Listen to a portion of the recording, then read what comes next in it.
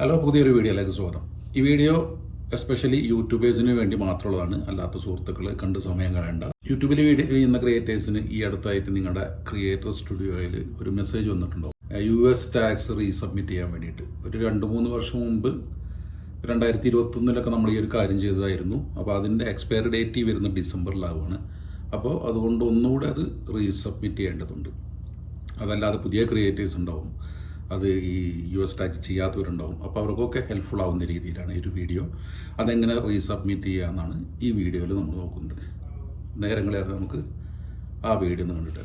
അപ്പോൾ ഇതുപോലെ നമുക്കൊക്കെ തന്നെ ഒരു ആക്ഷൻ ബാർ ഇവിടെ വന്നിട്ടുണ്ടാവും. നമ്മുടെ ക്രിയേറ്റർ സ്റ്റുഡിയോ ഓപ്പൺ ചെയ്താൽ അതിന് തൊട്ടടുത്ത് റീസബ്മിറ്റ് ടാക്സ് ഇൻഫർമേഷൻ എന്നൊരു കാര്യം അവിടെ ടേക്ക് ചെയ്താൽ അതിൻ്റെ ഡീറ്റെയിൽസേ കാണുള്ളൂ. നമുക്ക് അവിടെ സബ്മിറ്റ് ചെയ്യാൻ കഴിയില്ല. സബ്മിറ്റ് ചെയ്യാൻ വേണ്ടി നിങ്ങൾ ഗൂഗിൾ ആഡ്സെൻസ് ഓപ്പൺ ചെയ്തിട്ട് ലോഗിൻ ചെയ്യണം. ഇതുപോലെ ഗൂഗിൾ ആഡ്സെൻസ് ഓപ്പൺ ചെയ്ത് ലെഫ്റ്റ് സൈഡിൽ താഴെ വന്നാൽ പേയ്മെൻറ്റ് എന്നുള്ള ഓപ്ഷൻ കിട്ടും. അതിൽ പേയ്മെൻറ്റ് ഇൻഫർമേഷനിലൊന്ന് ക്ലിക്ക് ചെയ്യുക. താഴെ വന്നിട്ട് മാനേജ് സെറ്റിങ്സ് കൊടുക്കുക. താഴോട്ട് സ്ക്രോൾ ചെയ്തിട്ട് യുണൈറ്റഡ് സ്റ്റേറ്റ് ടാക്സ് ഇൻഫർമേഷൻ എന്നുള്ളത് അതിൻ്റെ അടുത്തുള്ള എഡിറ്റ് ഐക്കണിലൊന്ന് ക്ലിക്ക് ചെയ്യുക. വീണ്ടും മാനേജ് ടാക്സ് ഇൻഫർമേഷൻ അതിൽ ക്ലിക്ക് ചെയ്യുക. ഇപ്പോൾ നിങ്ങൾക്ക് കാണാം ഇവിടെ നമ്മുടെ ടാക്സ് എക്സ്പയർ ആകുന്നത് 2024 ഡിസംബറാണ്.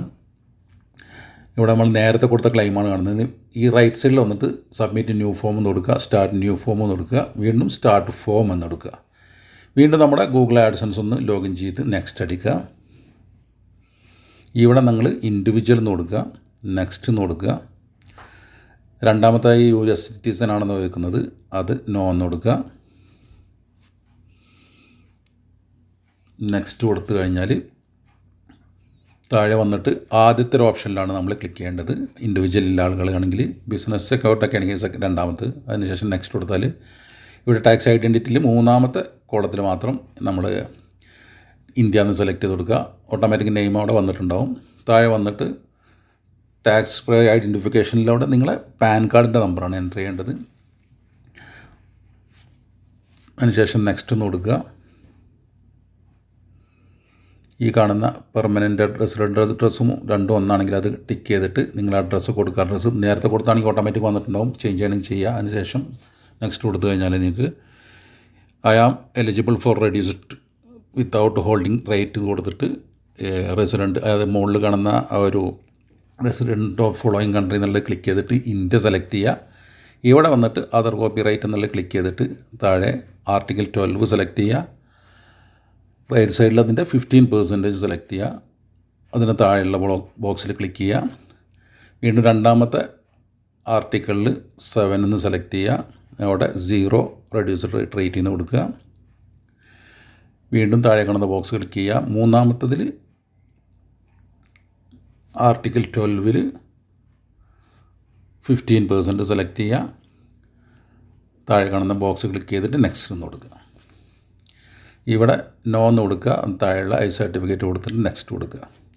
ഇവിടെ നമ്മുടെ ഡോക്യുമെൻറ്റ് പേപ്പർലെസ് ഡെലിവറി എന്നുള്ളത് അക്സെപ്റ്റ് ചെയ്യുക. നെക്സ്റ്റ് എന്ന് കൊടുക്കുക. ഇവിടെ കൺഫേമിലൊന്ന് ക്ലിക്ക് ചെയ്യുക. നെക്സ്റ്റ് എന്ന് കൊടുക്കുക.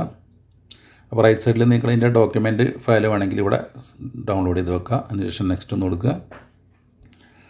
താഴെ വന്നിട്ട് ഈ ഒരു ബോക്സൊക്കെ ഒന്ന് ക്ലിക്ക് ചെയ്തിടുക. താഴെ ഒന്നുണ്ടാവും. ഇവിടെ 2024 എന്ന് കൊടുക്കുക. താഴെ വന്നിട്ട് നിങ്ങൾ സബ്മിറ്റ് ചെയ്യുന്ന ഡേറ്റ് ഇതുപോലെ DDMMY ഫോർമാറ്റിൽ കൊടുക്കുക. താഴെ yes I am beneficiary owner named channel കൊടുത്തിട്ട് സബ്മിറ്റ് ചെയ്യാം. ഇത്രയേ ഉള്ളൂ, സിമ്പിളാണ്.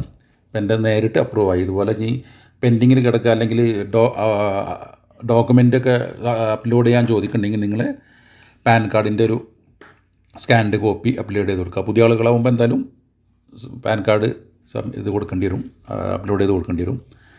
അപ്പോൾ ഇനി ഇതിൻ്റെ എക്സ്പയറി ഡേറ്റ് 2027 ഡിസംബറിലാണ്.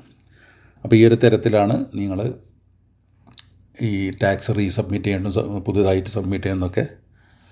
വീഡിയോ കൂട്ടുകാർക്ക് ഇഷ്ടമായി എന്ന് വിചാരിക്കുകയാണ്. നിങ്ങളുടെ സുഹൃത്തുക്കൾ ഇതുപോലെ എല്ലാ യൂട്യൂബേഴ്സിന് ആർക്കെങ്കിലും ഇത് ഹെൽപ്ഫുൾ ആണെങ്കിൽ ജസ്റ്റ് ഒന്ന് ഷെയർ ചെയ്തേക്കുക. Okay, bye bye.